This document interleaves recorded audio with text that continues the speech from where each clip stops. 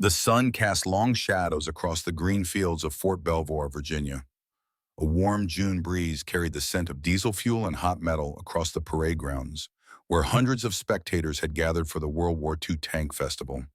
Children pointed excitedly while older men stood with arms crossed, eyes narrowed in appreciation of the mechanical beasts before them. Among the gleaming war machines, one Sherman tank stood apart, not because it was the most pristine or powerful, but because of the man at its controls.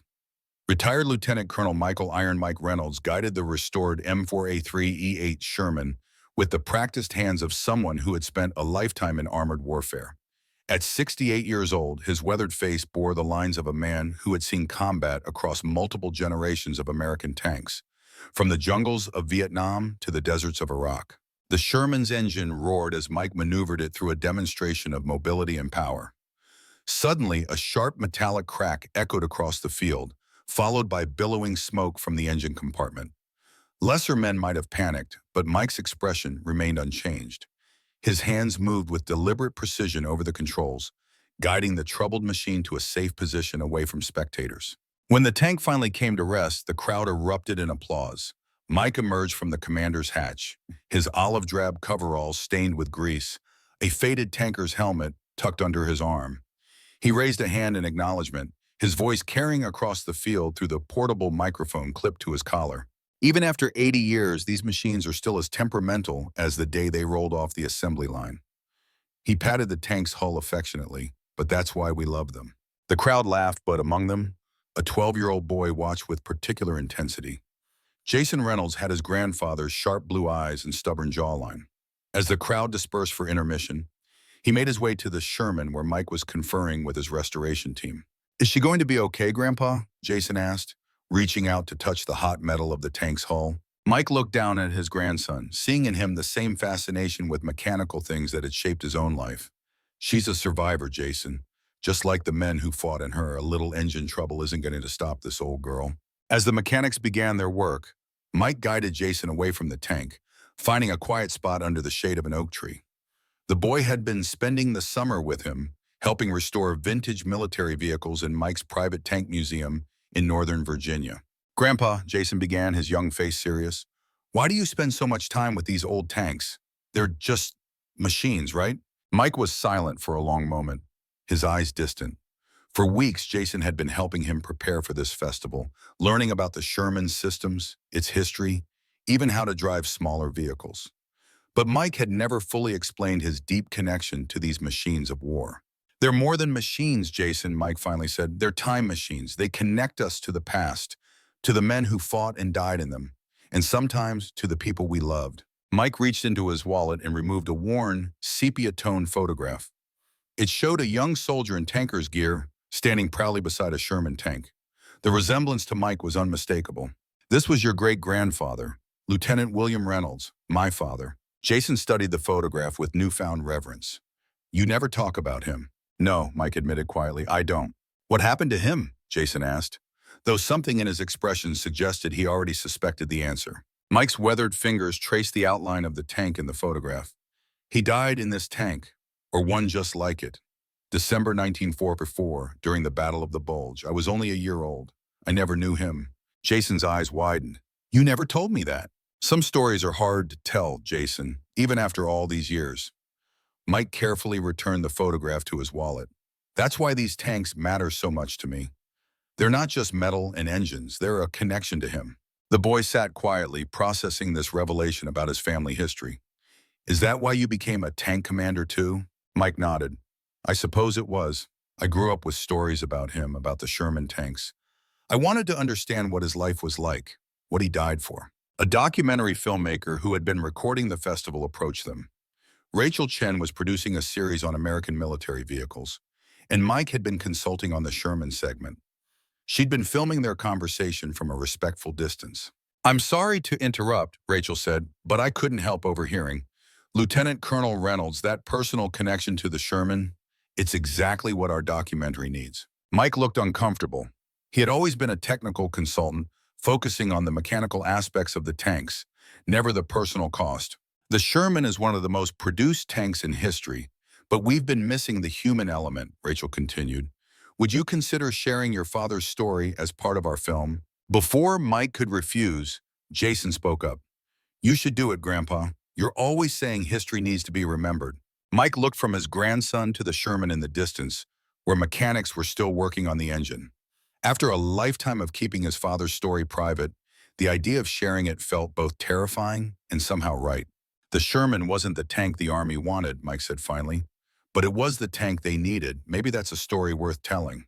The following week, we found Mike and Jason at the Tank Museum at Aberdeen Proving Ground in Maryland. Rachel's camera crew followed as Mike guided his grandson through the exhibits, pointing out the evolution of American armor from World War I through the modern era. The situation in 1942 was dire, Mike explained, standing before an early model M4 Sherman. German tanks had been evolving through actual combat experience since 1939. The Panzer III and IV were proven designs.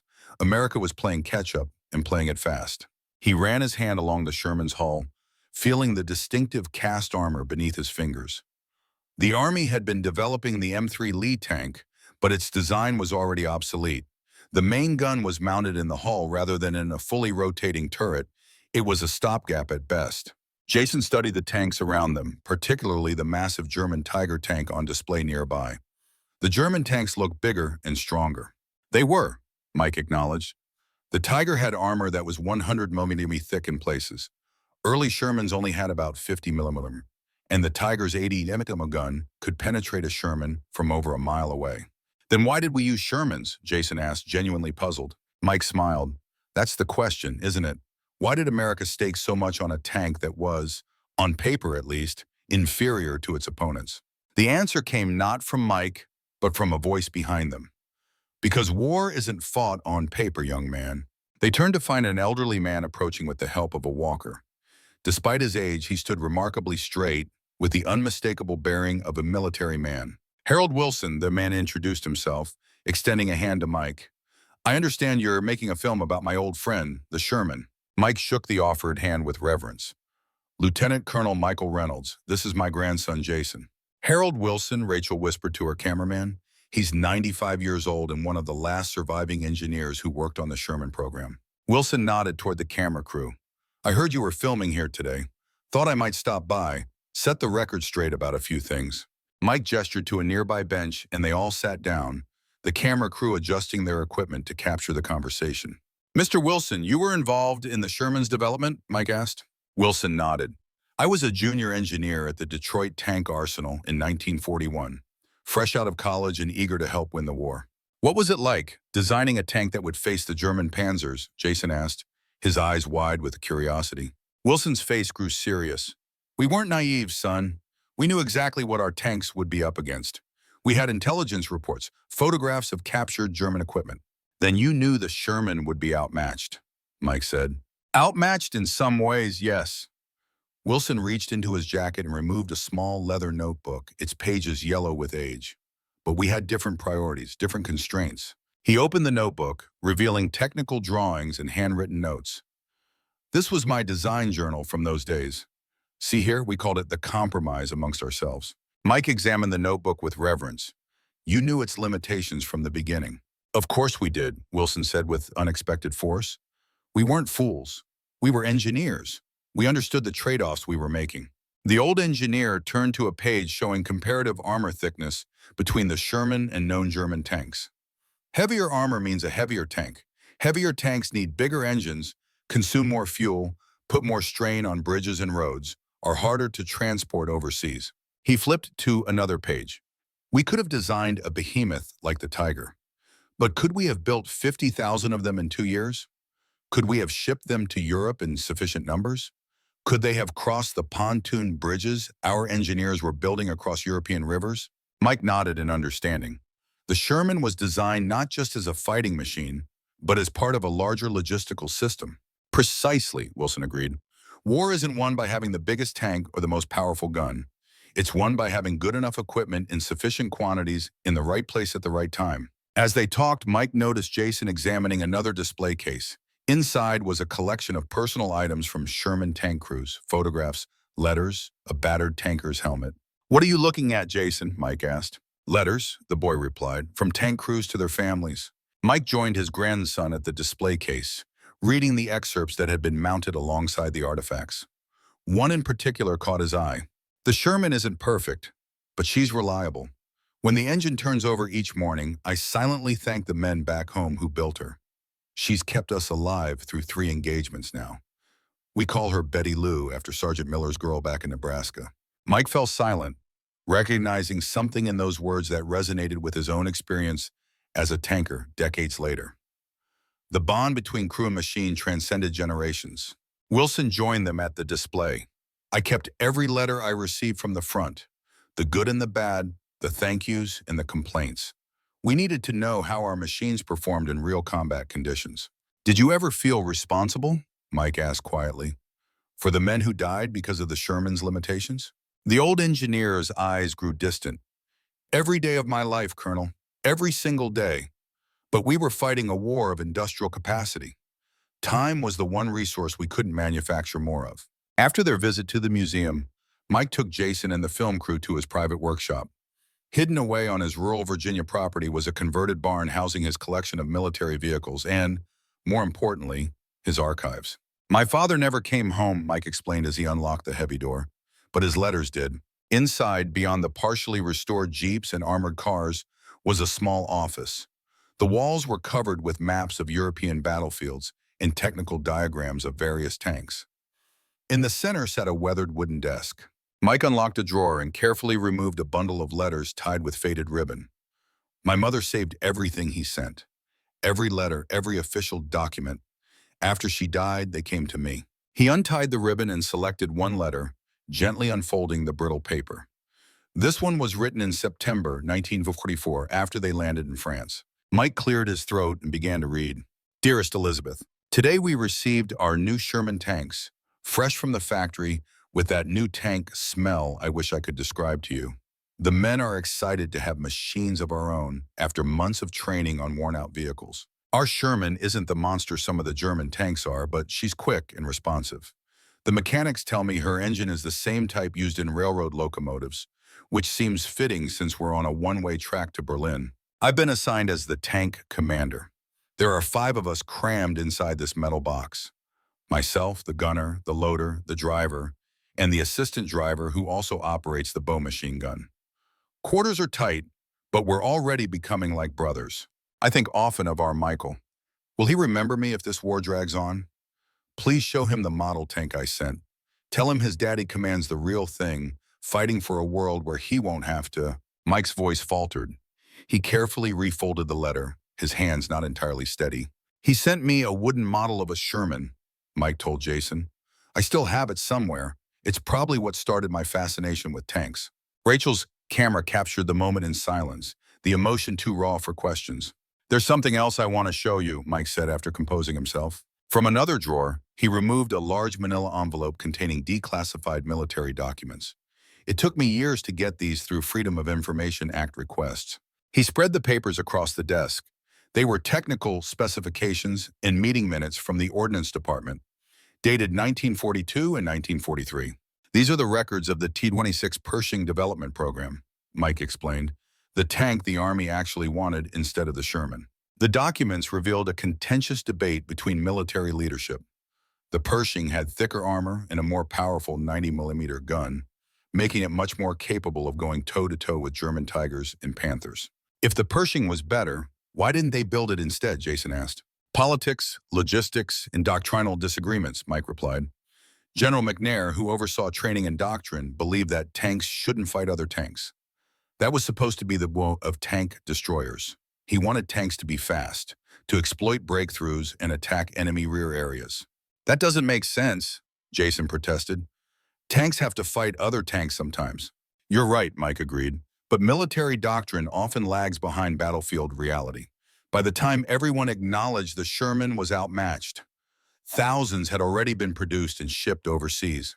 Rachel stepped forward. So the Army was stuck with a tank they didn't really want? Not exactly, Mike said. The Sherman was exactly what they asked for based on their understanding of tank warfare in 1940 and 1941. The problem was that understanding evolved as the war progressed. Mike pointed to a memo dated December 1943. Look here, this is a battlefield report from North Africa, noting that the Sherman's 75mm gun couldn't penetrate the front armor of the Tiger at combat ranges. But by then, we'd already committed to Sherman production on a massive scale. As they examined the documents, Jason discovered something unusual. "Grandpa, look at this signature." On one of the technical evaluation forms was a familiar name, Lieutenant William Reynolds, technical observer. "My father," Mike whispered. He was part of the evaluation team for new tank designs. This revelation struck Mike deeply.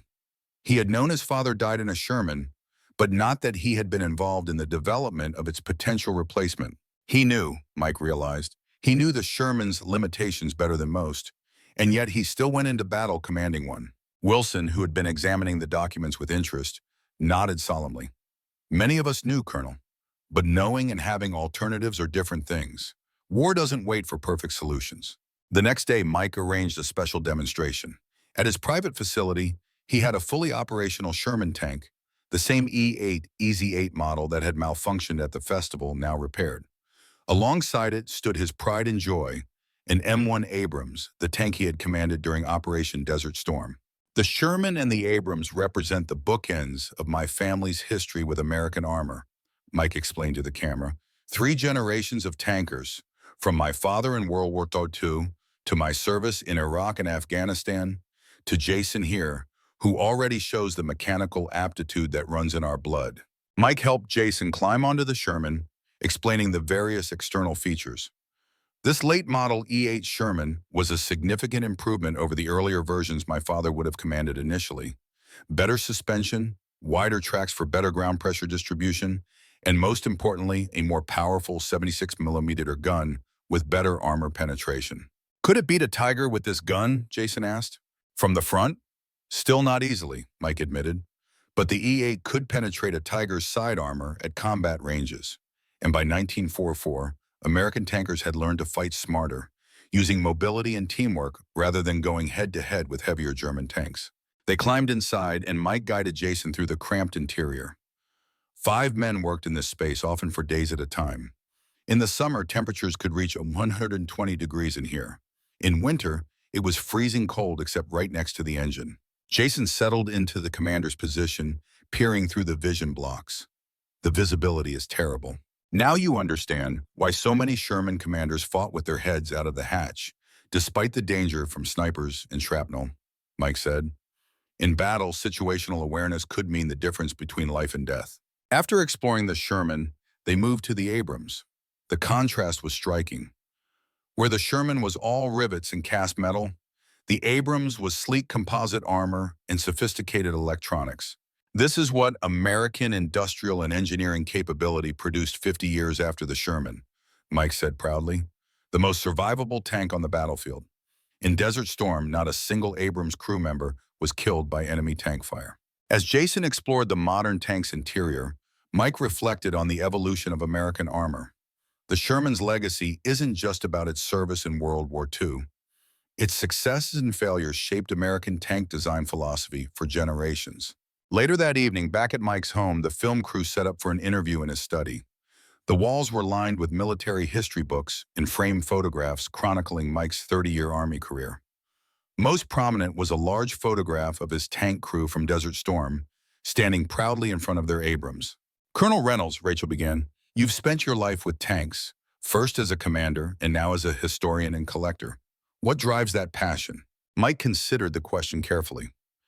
"Tanks occupy a unique place in warfare. They're not just weapons platforms. They're protective shells for their crews. They're homes during combat operations. The relationship between a tank crew and their vehicle is unlike anything else in the military. And yet you've focused particularly on the Sherman, a tank that many historians criticize as inadequate." "The Sherman story is America's story," Mike replied. "It represents our industrial might, our engineering pragmatism, and yes, our initial unpreparedness for the war we found ourselves in." "Your father died commanding a Sherman. Does that color your view of the tank?" Mike tensed visibly, but maintained his composure. "Of course it does. I can't separate the historical analysis from the personal loss. But that doesn't make my assessment less valid. It makes it more human."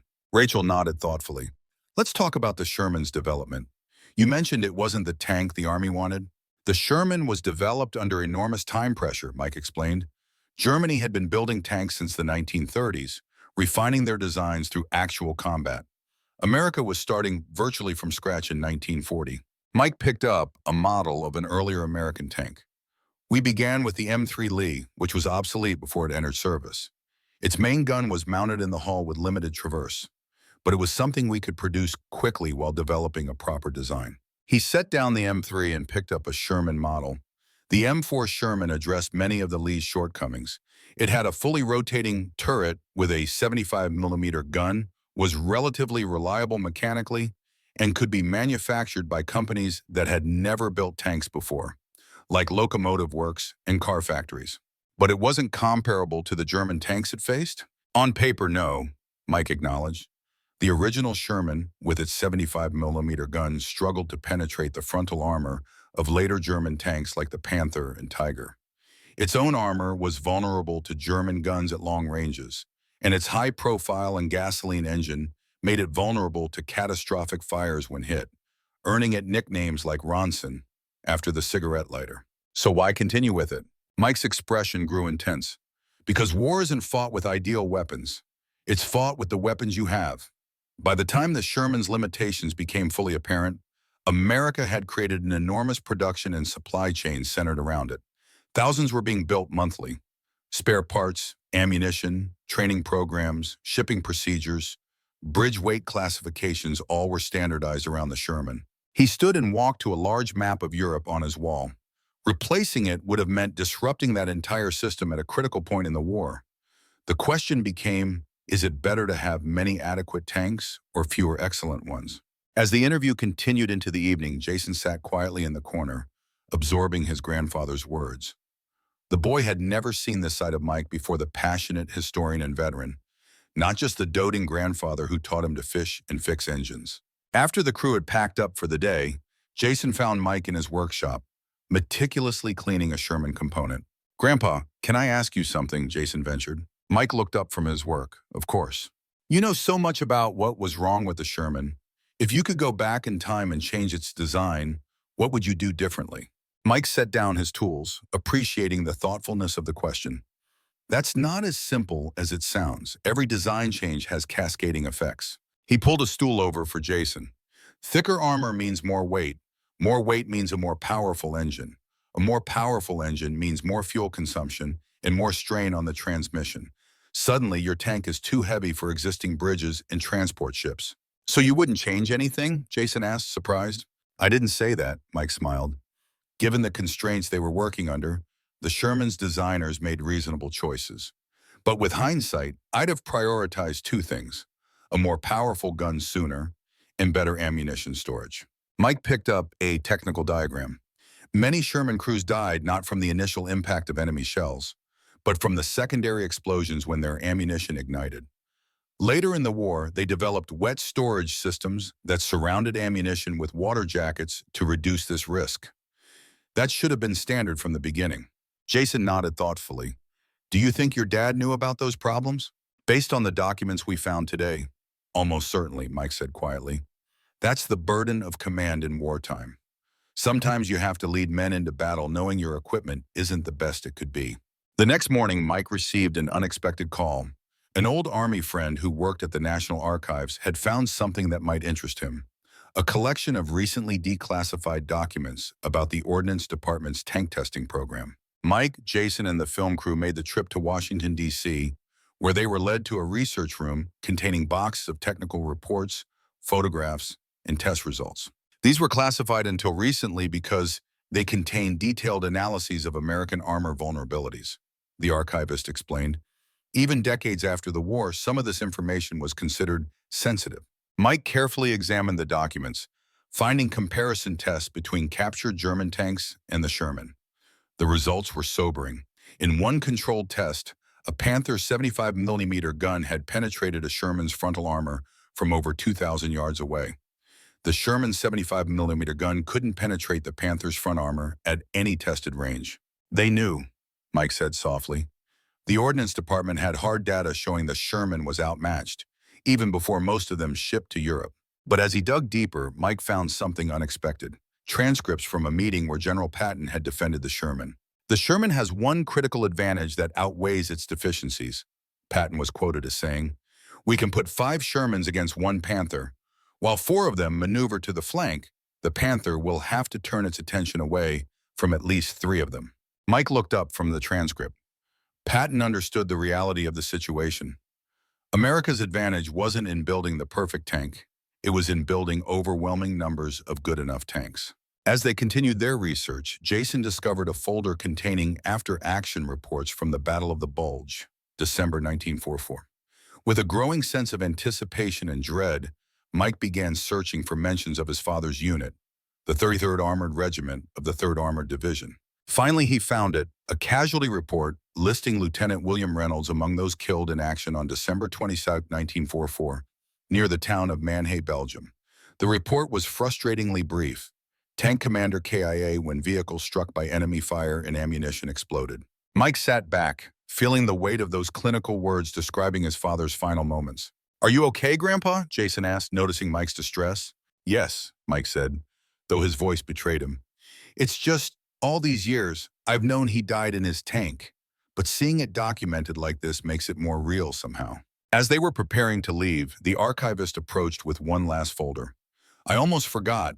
These were with the test records but seemed more personal. Inside were photographs from tank crew training in at Fort Knox in 1943. Mike spread them out carefully, scanning the faces of the young men posed beside their Shermans. And then he found him, Lieutenant William Reynolds, standing tall beside his tank, his hand resting on the gun barrel. Written on the back was a note, Elizabeth, my love, this is my new home. Don't worry, she's built tough like a Reynolds man. Mike's eyes filled with tears. He knew the risks, he said quietly. He knew exactly what he was getting into. That evening, back at Mike's home, the emotional weight of the day's discoveries hung heavy in the air. While the film crew set up for one last interview segment, Mike took Jason to a locked room he'd never shown his grandson before. This is my father's room, Mike explained as he unlocked the door. Inside was a perfectly preserved collection of Lieutenant William Reynolds' personal effects. His uniform, medals, photographs, and letters. I've kept these things all my life, Mike said, trying to know a man I never met through the items he left behind. On the wall hung William's tanker jacket. Mike carefully took it down and held it out to Jason. Try it on. The jacket was too large for the 12-year-old, but Jason put it on anyway, standing straighter as he felt the weight of his family legacy on his shoulders. 3 generations of Reynolds men have been tankers now, Mike said proudly. Your great-grandfather in his Sherman, me in my Abrams, and who knows? Maybe someday you'll continue the tradition. Jason looked uncertain. I don't know if I'm brave enough to go to war like you and great-grandpa did. Mike put his hands on his grandson's shoulders. Courage isn't about not being afraid, Jason. It's about doing what needs to be done even when you're terrified. And sometimes the greatest courage is facing the truth about the past. When they returned to the study, Rachel was ready for the final segment of the day's interview. Colonel Reynolds, today you discovered new details about your father's service and his death. Has that changed your perspective on the Sherman tank? Mike considered the question thoughtfully. Not changed, but deepened. The Sherman, with all its flaws, was the tank America needed at that moment in history. Not because it was the best tank possible, but because it was the best tank we could produce in the numbers required to win the war. And what about your father? How do you reconcile his death in a tank that you know is vulnerable? Mike's expression grew solemn. My father was a technical observer for the Ordnance Department before becoming a tank commander. The documents we found today confirm what I've long suspected. He knew exactly what he was getting into. He knew the Sherman's vulnerabilities better than most. And he went anyway, Rachel observed. He did, Mike nodded. That's what soldiers do. They don't get to choose their equipment or their wars. They make the best of what they have. Mike glanced at Jason, who was still wearing his grandfather's jacket. The Sherman tank is often criticized by armchair generals who have never faced the realities of warfare or industrial production. But the men who fought in them understood something profound. In war, the perfect is the enemy of the good enough. How so? Rachel asked. If America had waited for the perfect tank, we might have had better machines, but too few and too late to turn the tide. The Sherman was a compromise, but it was a compromise that helped win the war. Mike reached into his pocket and removed his father's dog tags, which he'd taken from the collection in William's room. My father didn't die because the Sherman was imperfect. He died because war itself is imperfect and sometimes requires sacrifices we can barely comprehend. As the interview concluded, Mike felt a sense of resolution he hadn't expected. For decades, he had studied the Sherman with a scholar's detachment, analyzing its technical specifications and battlefield performance, while keeping his personal connection at arm's length. Now, with Jason beside him and his father's memory fresh in his mind, Mike understood that the Sherman story and his family's story were inseparable. Both were tales of compromise and courage, of making the best of difficult circumstances, of ordinary men facing extraordinary challenges. That night, after the film crew had departed, Mike found Jason in the workshop, examining the wooden model tank that William Reynolds had sent to his infant son from Europe. "Your great-grandfather sent me this for my first birthday," Mike explained. "I never got to thank him for it." Jason handled the model carefully. "Do you think he knew he might not come home?" "I think every soldier knows it's a possibility," Mike replied. "But they go anyway. That's the burden they choose to carry." "Is that why you went? Because of him?" Mike sat down beside his grandson. "I went because I believed in serving my country, just like he did. But yes, his example shaped me. I became a tanker because I wanted to understand his experience, to connect with him somehow." "And did you understand him, I mean?" Mike considered the question carefully. "I think I'm finally starting to. Not just as a soldier or a tanker, but as a father who loved his son enough to fight for a better world, even knowing he might not live to see it." Jason carefully set the model tank back in its place of honor. "I think I want to help you finish the documentary, Grandpa. People should know about Great-Grandpa and the men like him. And they should understand the truth about the Sherman, good and bad." Mike felt a surge of pride in his grandson. "I think that's a fine idea. The Sherman wasn't the tank America wanted, but it was the tank America needed. And the same could be said for the men who fought in them, ordinary men who became extraordinary when their nation needed them most." Outside, a summer thunderstorm rolled across Virginia, its distant rumble reminiscent of artillery fire. Inside the warmth of Mike's workshop, 3 generations of tankers were connected across time. William through his artifacts and legacy, Mike through his memories and knowledge, and young Jason through his budding appreciation for the complex interplay of technology, strategy, and human courage that shapes history. The Sherman tank, imperfect as it was, had forged a bond between them that neither time nor death could sever. And in that bond lay the true measure of its value, far beyond the cold calculations of armor thickness or gun caliber that had once defined it. The story of the unwanted tank that became a legend was just beginning to be told. The morning sun cast long shadows across the sprawling Detroit Arsenal tank plant as Mike Reynolds led his grandson Jason and the documentary crew through the reconstructed assembly line. Once the beating heart of America's armored might, the original factory had produced over 22,000 Sherman tanks during World War II. This modern reconstruction, part of a military museum, captured the scale and urgency of that wartime production. "Imagine this place in 1943, Mike said, his voice echoing in the cavernous space. 3 shifts a day, 7 days a week. Workers who'd never built anything more complicated than automobiles suddenly manufacturing tanks by the thousands." Jason ran his hand along a partially assembled Sherman hull. "How many could they make in a day?" At peak production, American factories were turning out about 50 Sherman tanks every day, Mike replied. "More than the Germans could produce of all their tank models combined in an entire month." Rachel Chen, the documentary filmmaker, directed her cameraman to capture the enormity of the assembly line. "It's hard to grasp the scale of the industrial effort." "That was America's true secret weapon," Mike agreed. "Not superior technology, but superior production capacity. We could replace our losses. The Germans couldn't." Mike guided them toward a display of manufacturing tools and jigs designed specifically for Sherman production. The Sherman's design was deliberately simplified to enable mass production. Automotive factories, locomotive works, even companies that made railroad cars were converted to tank production almost overnight. "But didn't simplifying the design make the tanks more vulnerable?" Rachel asked. Mike nodded grimly. "That's the central dilemma of wartime production. Every decision involved trade-offs between quality, quantity, and time. A perfectly designed tank arriving too late or in too few numbers doesn't win wars."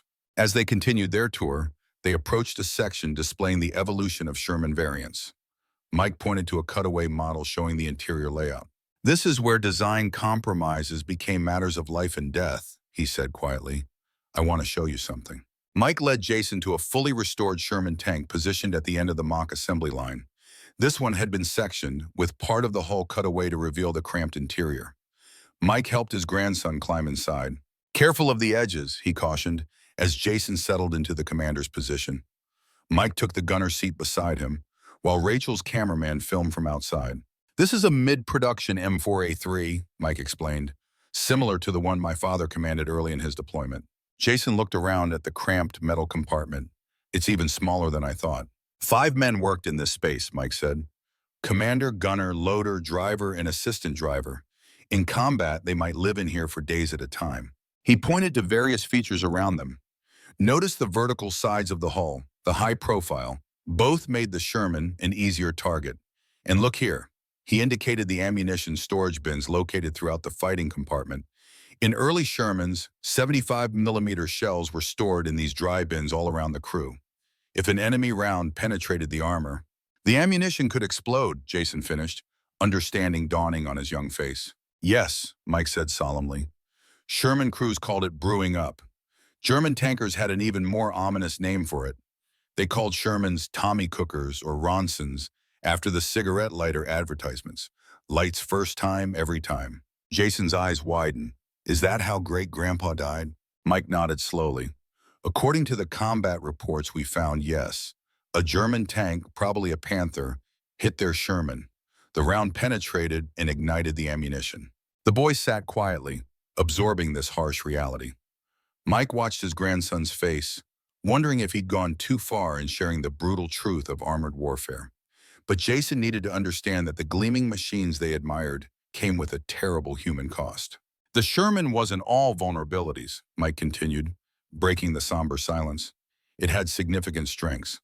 The twin diesels on this model were far less likely to catch fire than the gasoline engines in earlier versions.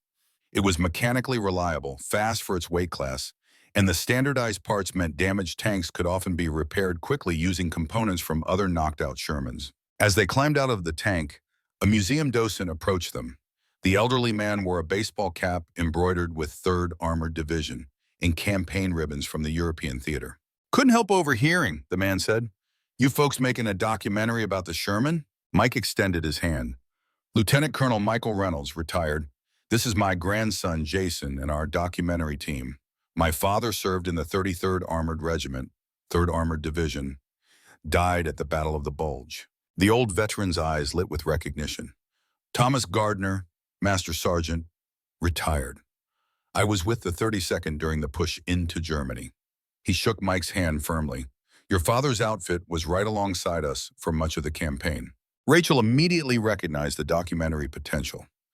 Sergeant Gardner, would you be willing to share your experiences with the Sherman for our film? Gardner glanced at Mike, who nodded encouragingly. I'd be honored, the old soldier said.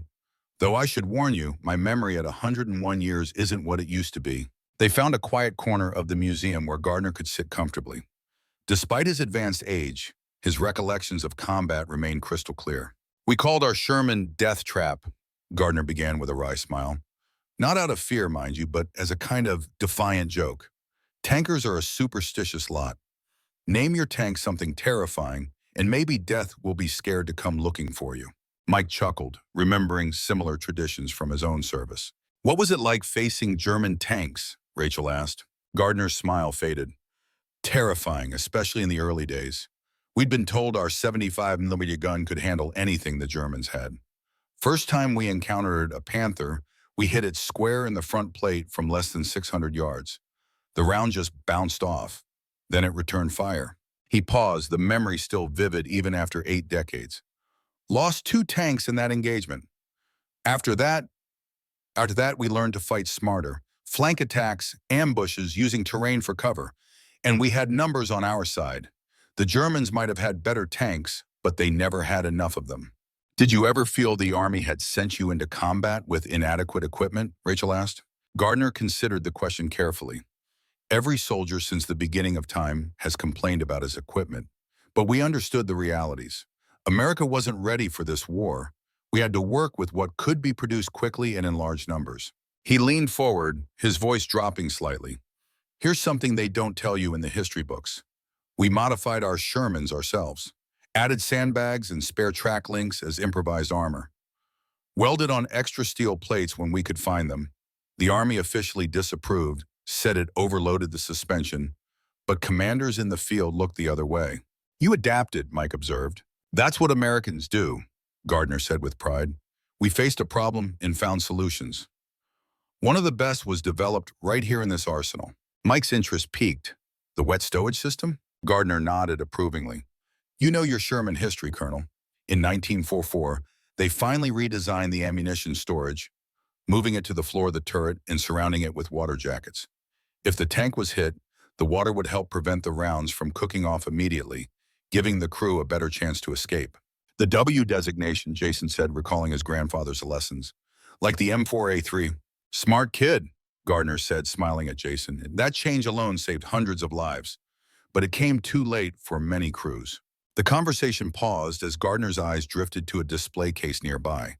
Inside was a Sherman gunner's quadrant, the precision instrument used to elevate the gun for accurate fire. I kept mine, the old veteran said softly. Carried it through the entire war. Somehow it felt like as long as I had it, I'd make it home. Jason looked at the device with newfound reverence, understanding now that these technical components represented not just engineering, but talismans of survival for the men who used them. After their interview with Gardner, Mike led the group to another section of the museum featuring a large topographical map of the European theater. Small models of Sherman tanks mark the advance of American armored divisions from the beaches of Normandy to the heart of Germany. This is what the Sherman was built for, Mike explained. Not to win tank versus tank duels, but to support infantry, break through enemy lines, and exploit those breakthroughs with speed and numbers. He traced the path of the 3rd Armored Division across the map. My father's unit landed at Normandy in June 1944 and fought their way through France, Belgium, and into Germany. They faced some of the heaviest German armored resistance of the war. Jason studied the map intently. But if the Sherman was outmatched by German tanks, how did they keep advancing? Excellent question, Mike replied. First, tank versus tank combat was relatively rare. Most Shermans were fighting against infantry, artillery, or fixed positions. Second, we had absolute air superiority by 1944, which meant German tanks often couldn't move during daylight. And third, the Sherman's mobility and reliability meant it could be where it needed to be, while many German tanks broke down or ran out of fuel.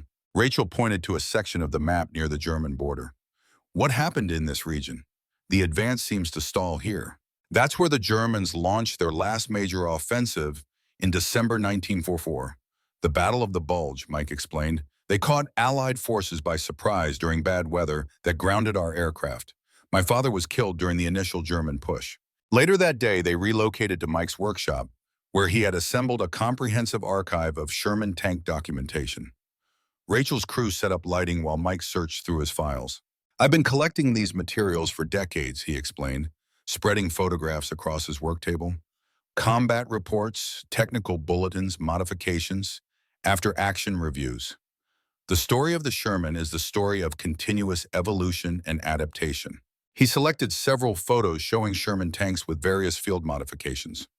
Look at these. Improvised armor made from sandbags, logs, concrete, even steel from destroyed German tanks. Tank crews were desperate to improve their protection. Did any of it work? Jason asked. Some of it did, some didn't, Mike admitted. Sandbags provided minimal protection against shaped charge weapons, but created weight and mobility problems. The hedgerow cutters welded to the front of tanks for the Normandy campaign were more successful, allowing Shermans to punch through the dense hedgerows that compartmentalized the battlefield.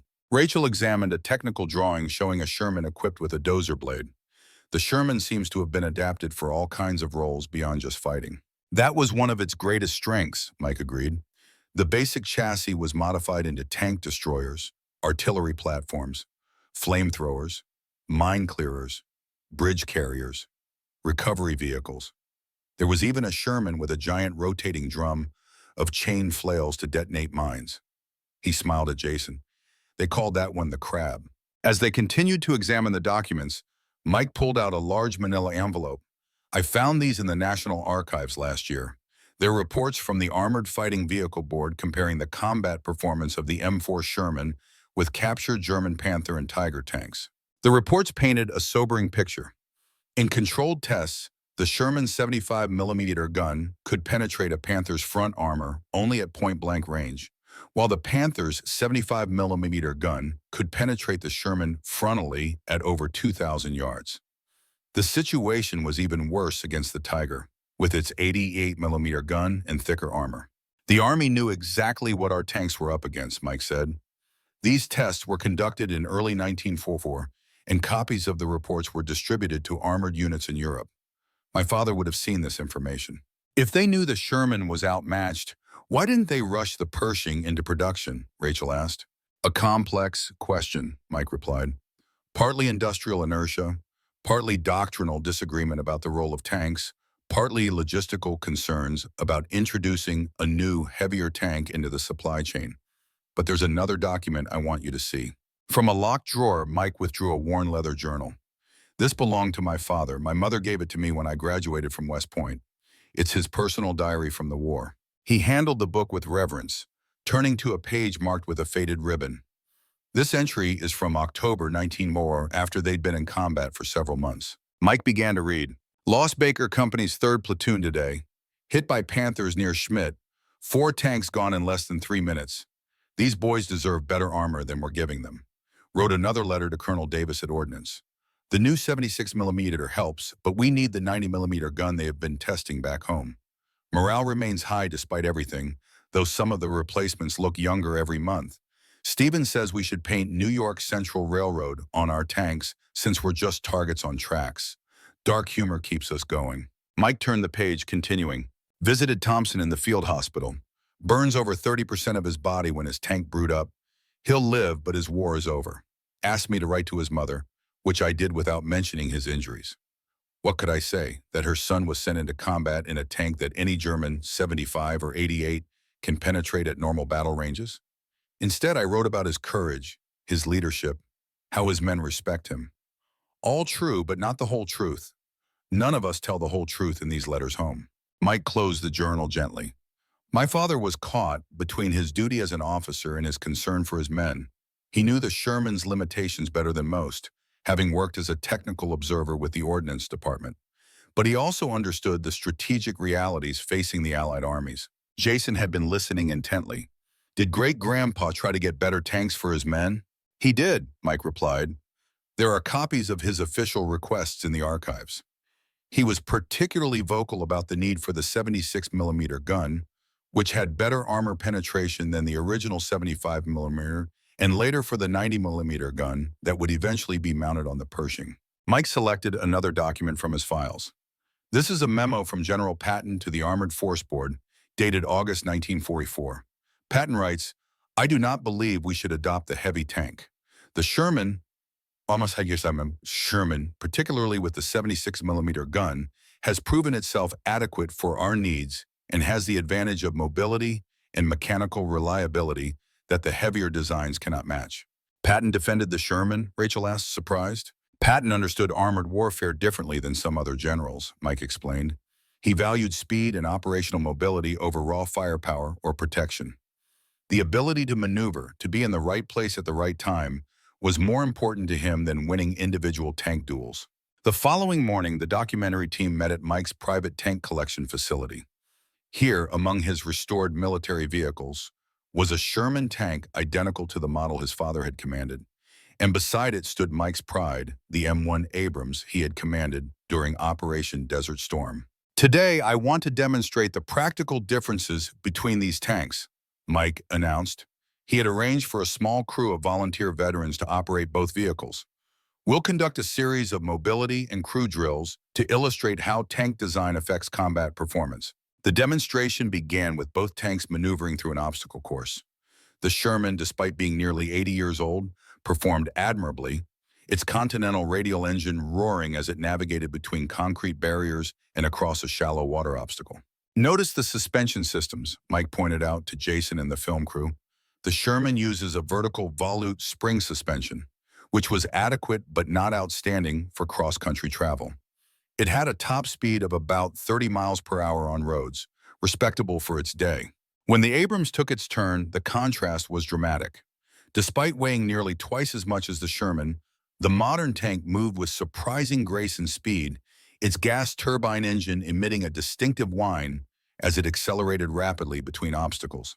The Abrams can sustain 45 miles per hour on roads and maintain speed over rough terrain that would force the Sherman to slow significantly, Mike explained, but more important than raw speed is the stabilization system. In the next demonstration, both tanks drove along a straight course while their crews attempted to keep their guns aimed at stationary targets.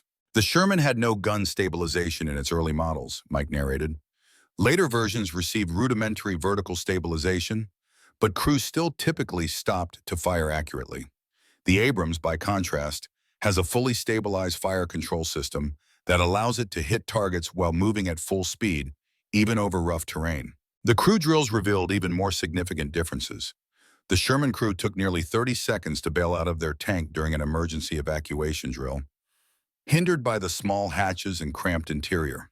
The Abrams crew, with their larger hatches and more ergonomic layout, completed the same drill in under 15 seconds. In combat, those extra seconds could mean the difference between life and death, Mike observed soberly, especially if ammunition has been hit and is about to explode. As they watched the tanks return to their parking positions, Rachel asked, "So the Abrams represents everything the Sherman wasn't?" Mike considered the question thoughtfully. In many ways, yes. The Abrams was designed with the lessons of the Sherman in mind: better armor, better gun, better crew protection. But it also embodies what the Sherman did right: mechanical reliability, operational mobility, and adaptability. He patted the Sherman's hull affectionately. Every Abrams tanker owes a debt to the Sherman crews who identified these vulnerabilities in combat and pushed for improvements.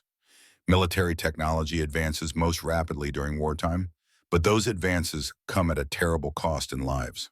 That afternoon, they traveled to a suburban Maryland community center where a military history symposium was being held. The event had drawn historians, veterans, and enthusiasts from across the country.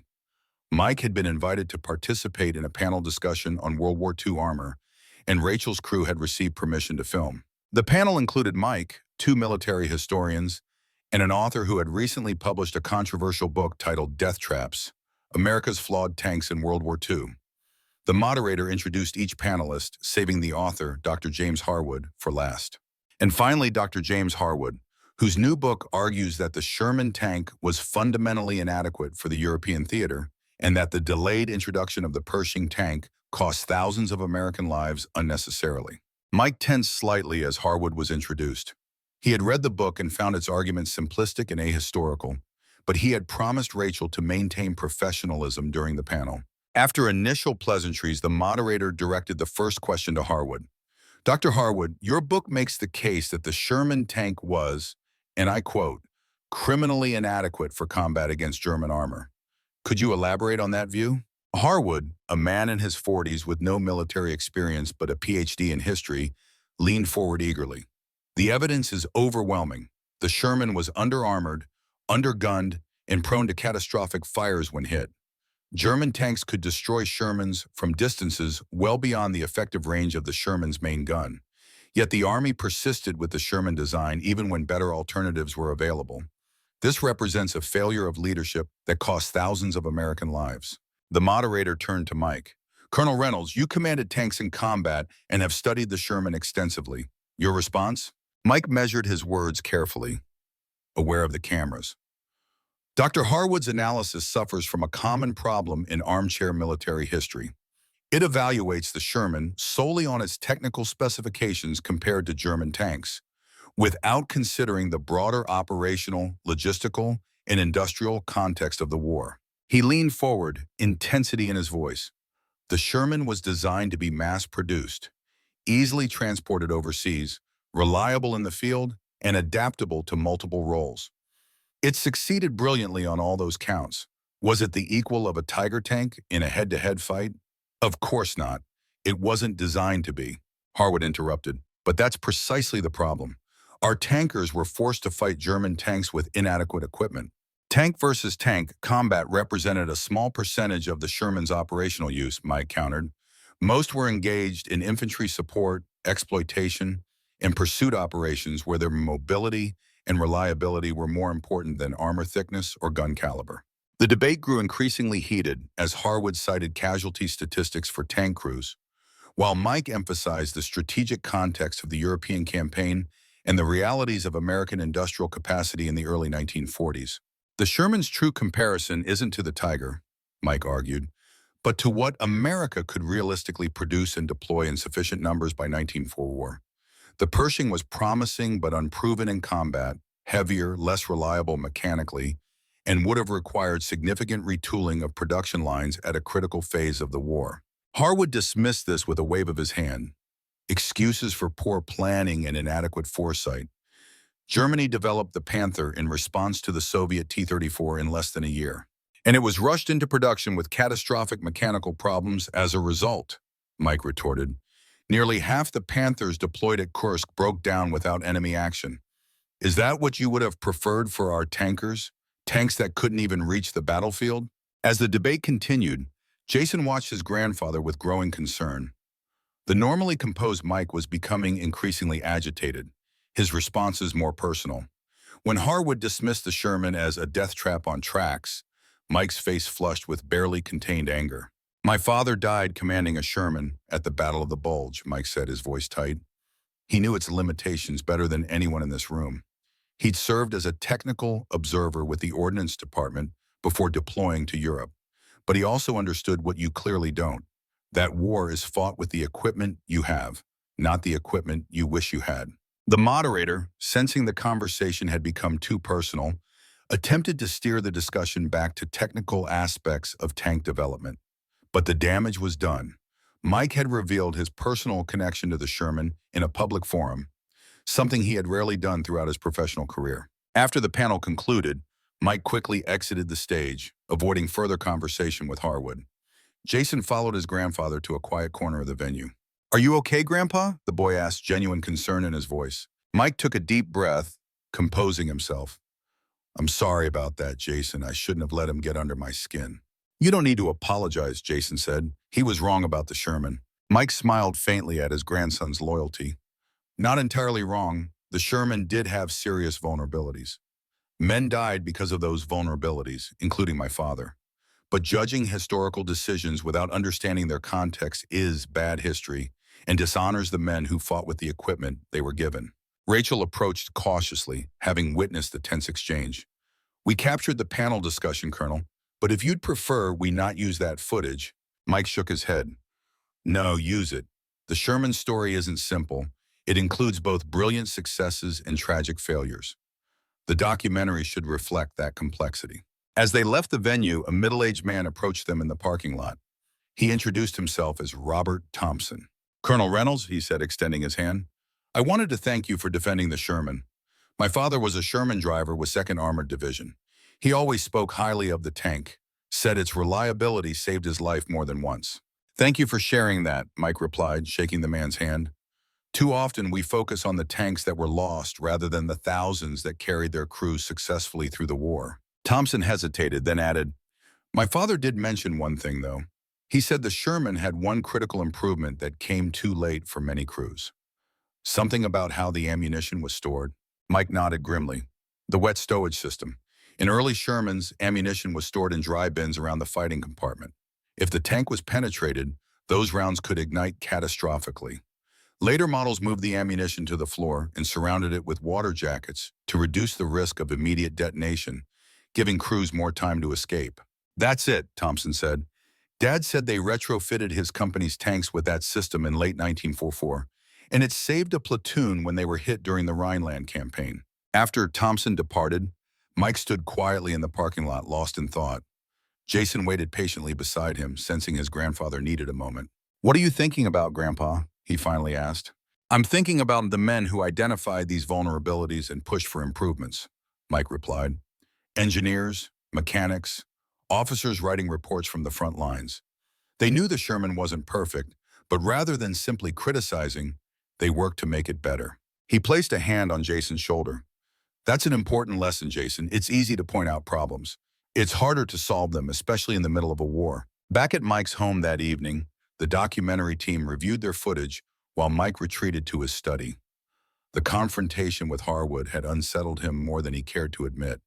He found himself reaching for his father's journal again, seeking connection across the decades. He turned to an entry from November 1944. Received a letter from Davis at Ordnance today. The improved ammunition stowage we recommended is being implemented on new production Shermans. Too late for Jenkins and his crew, but might save others.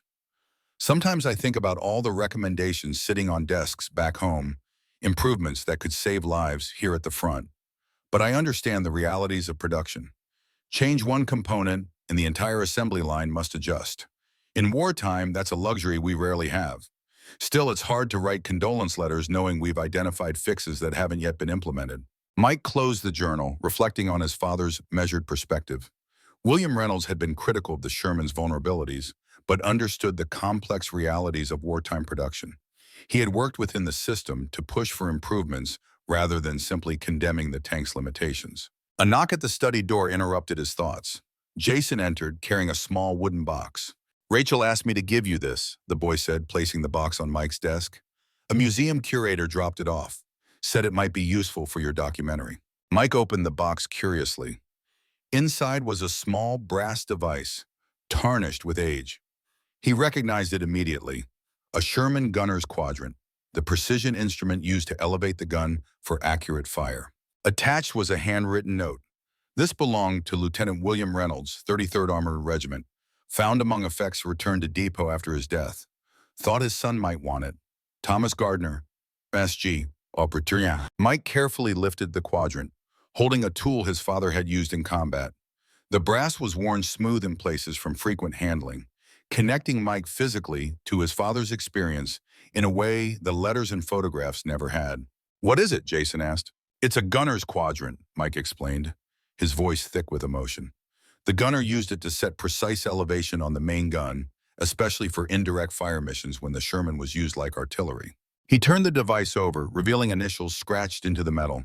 WR. "Your great-grandfather marked his equipment," Mike said, "just like I taught you to do with your tools." Jason examined the quadrant with newfound reverence, understanding its significance to their family history. "Do you think great-grandpa would have liked the Abrams better than the Sherman?" Mike smiled at the question. "I'm certain he would have.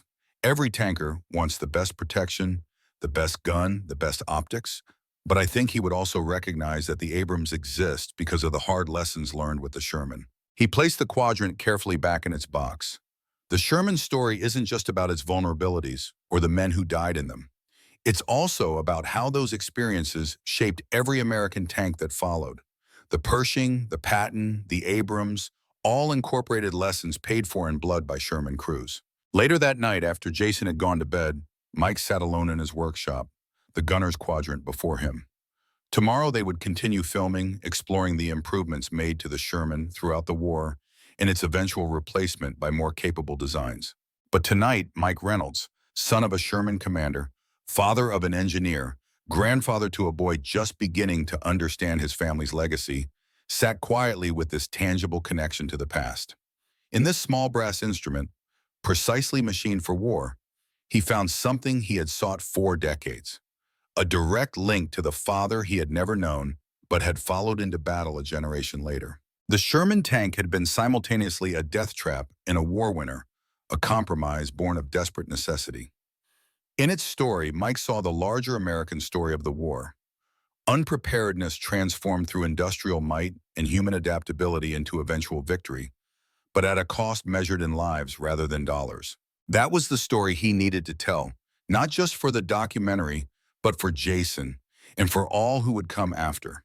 Not a simple tale of triumph or tragedy, but the complex reality of men making difficult decisions in the crucible of global war, and of those who lived with the consequences of those decisions on the battlefield. Outside, a summer storm rolled across Virginia, its distant thunder reminiscent of artillery fire. Inside, a son connected with his father across time through a small, brass instrument of war, while upstairs a boy dreamed of tanks and the men who commanded them. 3 generations linked by steel, sacrifice, and a shared understanding that history, like war itself, is rarely as simple as it first appears. The early morning light filtered through the windows of Mike's Virginia home as he packed his bags for the next leg of their journey. The documentary crew had already loaded their equipment, and Rachel was reviewing the filming schedule with her assistant in the kitchen. Jason sat on the front porch reading a battered copy of Armored Thunderbolt, a comprehensive history of the Sherman tank that Mike had given him. "Ready for our trip?" Mike asked, joining his grandson on the porch. Jason looked up from his book, excitement evident in his eyes. "Normandy, right? Where they landed on D-Day?" Mike nodded. "The place where thousands of American soldiers, including your great-grandfather, began the liberation of Europe, and where the Sherman tank faced its first major test against German armor." Their transatlantic flight departed that afternoon. Mike had carefully planned this portion of their documentary journey to coincide with the anniversary of the Normandy landings, though it was a quieter time than the major milestone commemorations that drew world leaders and massive crowds. As their plane crossed the Atlantic, Mike shared with Jason more stories about the Sherman tanks in the European campaign, particularly about the hedgerow fighting in the Norman Bocage country. The dense hedgerows had provided perfect defensive positions for German forces, and the terrain had severely limited the Sherman's mobility until an innovative modification was developed. A sergeant named Curtis Cullen came up with the idea of welding steel teeth salvaged from German beach obstacles to the front of Sherman tanks, Mike explained. These rhino tanks could punch through the hedgerows instead of having to climb over them, which had left their vulnerable underbellies exposed to anti-tank fire. "Another example of American ingenuity," Rachel commented from across the aisle, her recorder capturing their conversation. "Exactly," Mike agreed. "The Sherman's greatest strength wasn't in its armor or firepower, but in the resourcefulness of the men who crewed and maintained them." They arrived in France the following morning and drove from Paris to Normandy in a rented van. The rolling countryside was peaceful now, green and lush, with little visible evidence of the desperate fighting that had consumed this region 80 years earlier. Their first stop was the American cemetery overlooking Omaha Beach.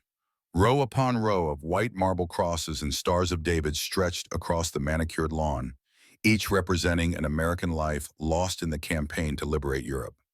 Mike, Jason, and the documentary crew walked silently among the graves, the only sounds being the wind and the distant crash of waves on the beach below. Mike had visited before, but the solemn power of the place struck him anew each time.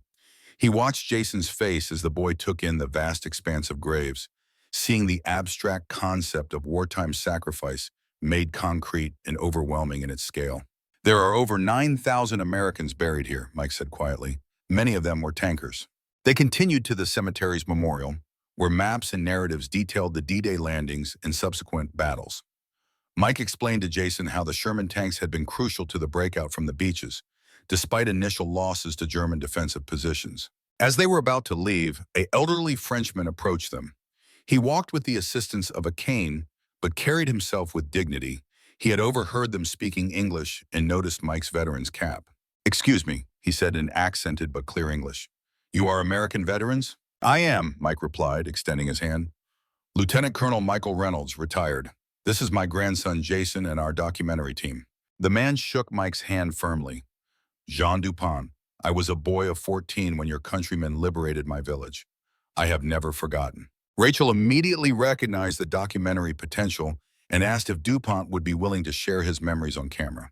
He agreed, and they found a quiet spot overlooking the cemetery where they could film. "I lived in a small village about 30 kilometers from here," Dupont began. "The Germans had occupied our region for 4 years. Then one morning in July 1944, we heard the sound of engines and gunfire. My father told us to hide in the cellar, but I sneaked upstairs to peek through the window." Dupont's eyes grew distant with memory. "That was when I saw them, coming down the main street. Sherman tanks, with American soldiers walking alongside them. The lead tank had a name painted on its gun barrel, Collie Girl. I remember it clearly even now. The German garrison in our village tried to fight, but they had only one anti-tank gun. They hit one of the Shermans and it caught fire. I saw the crew escape, all except one man. Later, when it was safe, I went to where they had parked the damaged tank. The Americans were preparing to tow it away." Dupont paused, reaching into his coat pocket. "A soldier saw me looking at the tank. He was a lieutenant, I think. He gave me this." In his weathered hand, Dupont held a small piece of metal. It looked like a fragment of armor plate, roughly triangular in shape. Something had been etched into its surface. He told me it was a piece of the tank that had saved their lives. Many of the men kept such talismans. Dupont handed the fragment to Mike. When I saw your interview about the Sherman tank on television last year, I recognized your name. Reynolds, it was on this piece. Mike examined the metal fragment with trembling hands. Scratched clearly into the surface was W. Reynolds, 33rd Armored. My father, Mike whispered. This came from his tank. DuPont nodded. I have kept it all these years as a reminder of those who brought us freedom. When I heard you were making a documentary and would be visiting Normandy, I contacted your producer. I thought perhaps the grandson of Lieutenant Reynolds should have it now. Mike was speechless, holding a piece of the very tank his father had commanded. Jason leaned in to examine the relic, his eyes wide with wonder at this tangible connection to his great-grandfather. Thank you, Mike finally managed, his voice thick with emotion. This means more than I can express. DuPont smiled gently. Your father's tank continued in the advance toward Germany. I often wondered what happened to the brave Americans inside it. My father survived Normandy, Mike said, but he was killed later, during the Battle of the Bulge in December 1944. DuPont nodded solemnly. Many liberators never returned home. We in France have not forgotten their sacrifice. After their emotional encounter with DuPont, they continued their journey through the Norman countryside, visiting key battle sites where Sherman tanks had played crucial roles. At each location, Mike shared with Jason the tactical and technical challenges the Sherman crews had faced, from the Bocage country to the race across France. In the small town of Carouge, they met with a local historical society that had excavated a Sherman tank that had been knocked out during the battle for the town in August 1944. The tank had been partially buried for decades before being discovered during construction work. This is an M4A3E8, the Easy 8 variant, Mike explained as they examined the rusted hull. It had a more powerful 76mm gun, better suspension, and wider tracks than earlier models. This represents the evolution of the Sherman throughout the war, incorporating lessons learned in combat. The Historical Society had recovered personal items from inside the tank, including a battered canteen with J. Miller scratched into the metal, a reminder of the human lives inside these steel machines. Their next stop was the Ardennes region of Belgium, where the Battle of the Bulge had been fought. Snow had covered these rolling hills during that desperate winter battle in December 1944, but now they were green and peaceful. Mike had arranged to meet with a Belgian battlefield archaeologist who had extensively studied the American armor losses during the German offensive. Dr. André Leblanc welcomed them to his small museum in Bastogne, where displays showcased recovered items from the battlefield, including Sherman tank components. The Sherman faced its greatest test during the Battle of the Bulge, Leblanc explained. The winter conditions, the surprise of the German offensive, and the presence of heavy German tanks like the Tiger II created extremely difficult circumstances for American tankers. He led them to a detailed map showing the positions of American units when the German attack began. Mike found the location of the 33rd Armored Regiment, part of the 3rd Armored Division, and pointed it out to Jason. This is where your great-grandfather was when the attack came, he said quietly, near a small crossroads town called Manhay. LeBlanc nodded. A critical sector. The Germans needed to capture the road junctions there to continue their advance toward the Meuse River. Can we go there? Jason asked. Mike exchanged glances with Rachel, who nodded her agreement. They had planned to visit several museum displays that day, but this detour to the actual site of William Reynolds' last battle seemed more important. They drove through the rolling Ardennes countryside until they reached the small town of Manhay. Little distinguished it now from countless other Belgian villages, but a modest memorial at the crossroads commemorated the bitter fighting that had occurred there in December 1944. Mike stood silently before the memorial, trying to imagine the scene 80 years earlier. The snow-covered fields, the desperate American defense against the German breakthrough, the Sherman tanks outgunned by German Panthers and Tiger IIs, but fighting desperately to hold the line. Using old battle maps and LeBlanc's guidance, they were able to identify the approximate position where William Reynolds' tank had been hit. Now it was just a quiet farm field bordered by trees, with cattle grazing peacefully. Nothing remained to indicate the violence that had once engulfed this peaceful spot. According to the after-action report, they were defending this road junction, Mike explained, pointing toward the crossroads. German armor, probably Panthers from the 2nd SS Panzer Division, attacked from that direction. He gestured toward the tree line to the east. Jason stood quietly beside his grandfather, trying to visualize the desperate battle that had taken place here. Do you think he knew what was coming? He asked finally. Mike placed a hand on the boy's shoulder. The records indicate it was a surprise attack. at dawn and in heavy fog. But your great-grandfather was a veteran by then. He would have been prepared as much as anyone can be. They stood in silence for several minutes, 3 generations connected across time in this quiet Belgian field. Finally, Mike removed the fragment of tank armor that DuPont had given him and placed it briefly on the ground. He left from here, but his story didn't end here, Mike said. Through me, through you, through this documentary we're making, his experience and the lessons of the Sherman tank continue. As they prepared to leave, an elderly local farmer approached them, curious about their presence. When LeBlanc explained in French who they were, the farmer grew excited and insisted they come to his house nearby. In his modest farmhouse, he showed them a collection of items recovered from his fields over the decades since the war. Shell casings, fragments of equipment, and a tanker's helmet. Its leather lining long rotted away, but the steel shell still intact, with faint traces of the 3rd Armored Division insignia still visible. I find these things when plowing, the farmer explained through LeBlanc's translation. Every year the earth gives up more memories. From Belgium, they traveled to Israel, where the Sherman tank had found a remarkable second life long after World War II ended. The Israeli Defense Forces had acquired an extensively modified Shermans in the 1950s and 60s, upgrading them with more powerful engines and guns to create the Super Sherman. At the Israeli Armored Corps Museum at Latrun, Mike and Jason examined these modified Shermans that had served in the Six-Day War and Yom Kippur War. The Sherman's adaptability proved its greatest legacy, Mike explained to Jason and the documentary crew. Long after World War II ended, these tanks continued to serve, modified and upgraded to meet new threats. Some served in military forces around the world into the 1990s, nearly half a century after they were built. A retired Israeli general who had commanded Sherman tanks in the Six-Day War shared his experiences with them. We called them Ishermans, he explained. Despite their age with our modifications, they remained effective fighting vehicles. Their mechanical reliability was legendary, especially important in desert conditions. Throughout their journey, Mike had been drawing connections between the Sherman and modern tank design, particularly the M1 Abrams he had commanded in Desert Storm. As they prepared to return to the United States, he arranged a special interview with Dr. Philip Stevenson, one of the lead engineers on the original Abrams development program in the 1970s. They met Stevenson at the Army's Ground Vehicle Systems Center in Michigan, where he now served as a consultant despite being well into his 70s. Every tank design represents a series of compromises, Stevenson explained as they toured the facility. Weight versus protection, firepower versus mobility, cost versus capability. The Sherman prioritized production speed, mechanical reliability, and adaptability. The Abrams prioritized crew survivability, firepower, and battlefield mobility. But the Sherman influenced the Abrams, Rachel asked, guiding the conversation for the documentary. Profoundly, Stevenson confirmed. The ammunition storage design in the Abrams, with the rounds kept in a separate compartment with blowout panels, was a direct response to the catastrophic ammunition fires in Shermans.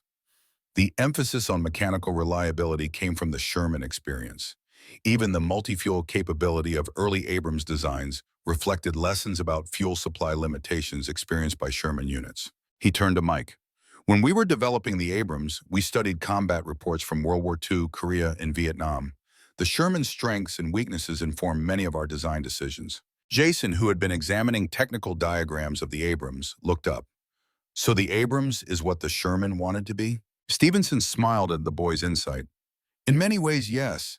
The Abrams represents the evolution of American tank design philosophy, building on both the successes and failures of the Sherman and the tanks that came between. As they were concluding their interview, Stevenson mentioned something that caught Mike's attention.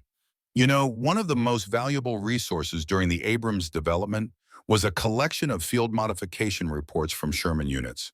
Tank crews in World War II were constantly improvising improvements, and many of those ideas eventually found their way into official designs. My father wrote such reports, Mike said. He was particularly concerned about the ammunition storage issue.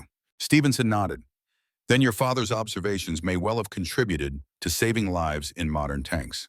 The institutional memory of the Armored Corps is long, and good ideas survive even when the original sources are forgotten. Back in Virginia with their international filming complete, Mike focused on the final and most personal aspect of their documentary, the restoration of his Sherman tank. For months, he and a team of dedicated volunteers had been working to return the tank to fully operational condition, identical to the model his father had commanded. Jason had become an integral part of the restoration team, learning mechanical skills from his grandfather and developing a deep appreciation for the engineering complexity of these seemingly primitive machines. The work had brought grandfather and grandson closer than ever, united in their commitment to honoring William Reynolds' legacy. The day of the Sherman's completion coincided with Veterans Day. Mike had arranged for a special unveiling ceremony at his private museum, inviting fellow tank veterans from World War II through the Gulf War, along with their families and members of the local community. As the crowd gathered, Mike stood beside the Sherman, still hidden under a canvas cover. Jason waited nearby, dressed in a carefully pressed shirt and tie for the occasion. Rachel's crew positioned themselves to capture every moment of this culmination of their documentary journey. Mike stepping forward to address the assembled crowd. Thank you all for coming today. This project began as a personal quest to understand my father's experience commanding a Sherman tank during World War II. It evolved into something much larger, an exploration of American ingenuity, industrial might, and the complex legacy of a tank that helped win the war despite its imperfections. He gestured to Jason to join him. 3 generations of the Reynolds family have served in tanks, from my father William in his Sherman during World War II, to my own service commanding an Abrams in Desert Storm, to my grandson Jason here, who represents the future. At a nod from Mike, Jason pulled a cord, and the canvas covering fell away to reveal the gleaming Sherman tank, restored to its wartime appearance, complete with the markings of the 33rd Armored Regiment, 3rd Armored Division. On the gun barrel was painted the name Second Chance, a reference both to the tank's restoration and to the continuation of William Reynolds' legacy through his son and grandson. The crowd applauded as Mike and Jason climbed aboard the Sherman. Mike settled into the commander's position, while Jason took the gunner's seat. With a roar that echoed across the Virginia countryside, the Sherman's radial engine came to life, and the tank began to move, circling the display area as the veterans in the crowd stood at attention, many with tears in their eyes. After the demonstration, as guests examined the tank up close, an elderly man in a wheelchair approached Mike. His caregiver introduced him as former Sergeant James Wilson, now 102 years old and one of the last surviving Sherman crewmen from the 3rd Armored Division. Lieutenant Reynolds, Wilson said, his voice weak but determined, I served in Baker Company alongside your father.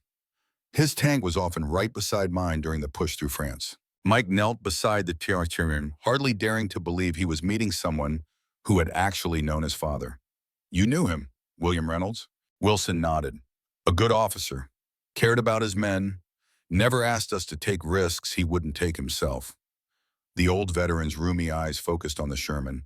He would be proud to see that tank running again. Prouder still to see what his son and grandson have become. Wilson's caregiver handed Mike a small package wrapped in tissue paper. He's been holding on to this for years, hoping to find Lieutenant Reynolds' family someday. Mike carefully unwrapped the package to reveal a tarnished silver cigarette lighter. Engraved on one side was W. Reynolds, and on the other, Christmas 1943. Your father never smoked, Wilson explained. He carried that as a lucky charm. The night before the German offensive, we were playing cards. He said if anything happened to him, I should get it back to his wife and son in Virginia. I tried after the war, but your mother had moved. Then life got in the way, and decades passed. Mike held the lighter carefully, another tangible connection to the father he had never known. Thank you, he said, his voice thick with emotion. This means more than you can know. Wilson reached out a trembling hand to touch the Sherman's hull. They weren't perfect, he said, but they got most of us home. After the ceremony, when the guests had departed, Mike, Jason, and Rachel sat in Mike's study reviewing the culmination of their documentary project. We've come full circle, Rachel observed. From questioning why the Army relied on an imperfect tank to understanding the complex realities that shaped those decisions. Mike nodded. The Sherman represents something quintessentially American. The willingness to accept a good solution now rather than waiting for a perfect solution that might come too late. It wasn't the best tank of World War II in any single characteristic, but it was good enough in all the ways that mattered most, and it could be built in the numbers needed to win the war. He handed Jason his father's cigarette lighter. Here, I want you to have this. The boy accepted it reverently, but it was your dad's. And now it's yours, Mike said. 3 generations connected by more than blood.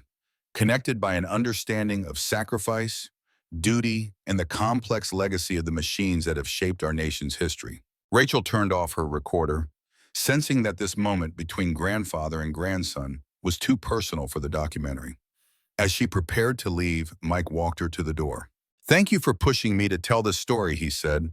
"I've spent a lifetime studying the technical aspects of the Sherman, but I never fully connected with the human dimension until now. Not even my own father's experience." "What will you do now that the documentary is complete?" Rachel asked. Mike smiled. "Jason has asked me to teach him to drive the Sherman. I think it's time for the third generation of Reynolds tankers to take the controls." After Rachel departed, Mike joined Jason in the workshop where the boy was carefully examining William Reynolds' cigarette lighter. "Grandpa," Jason said thoughtfully, "what do you think is the most important lesson from the Sherman story?" Mike considered the question seriously, recognizing its importance. That perfection can be the enemy of good enough. That sometimes the best solution isn't the most elegant or advanced, but the one you can implement in time to make a difference. That adaptation and improvement are continuous processes, not endpoints. He placed a hand on his grandson's shoulder. But most importantly, that the real story of any weapon system isn't found in its technical specifications or battlefield performance, but in the experiences of the men who fought with it, their courage, their sacrifices, and their determination to complete their mission despite the limitations of their equipment. That evening, they sat on the porch watching the sunset over the Virginia hills.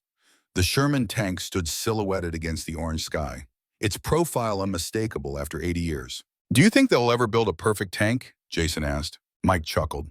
"No such thing, Jason. Every design is a compromise based on the technology, threats, and priorities of its time.